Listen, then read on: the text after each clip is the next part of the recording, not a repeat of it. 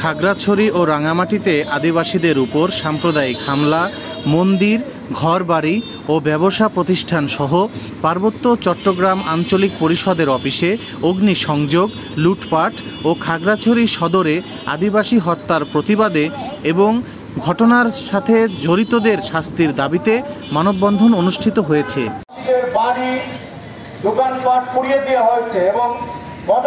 রোববার বিকেল 4টায় রাজবাড়ী press club চত্বরে ঘণ্টাব্যাপী মানববন্ধনের আয়োজন করে বাংলাদেশ আদিবাসী ফোরাম রাজবাড়ী জেলা শাখা।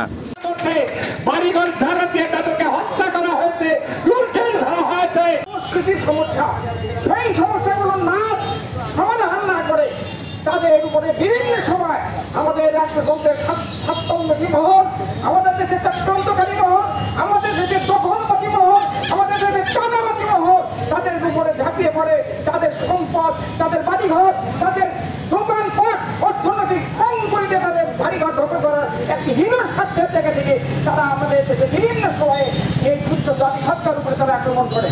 বক্তারা বলেন, খাগড়াছড়ি ও রাঙামাটিতে আদিবাসীদের উপর সাম্প্রদায়িক হামলা, মন্দির, ঘরবাড়ি ও ব্যবসা প্রতিষ্ঠান সহ পার্বত্য চট্টগ্রাম আঞ্চলিক পরিষদের অফিসে অগ্নিসংযোগ, লুটপাট ও খাগড়াছড়ি সদরে আদিবাসী হত্যার সাথে জড়িতদের দ্রুত গ্রেপ্তার করে দৃষ্টান্তমূলক শাস্তির দাবি জানান। কাজী তানভীর মাহমুদ, ঢাকা মেইল, রাজবাড়ী।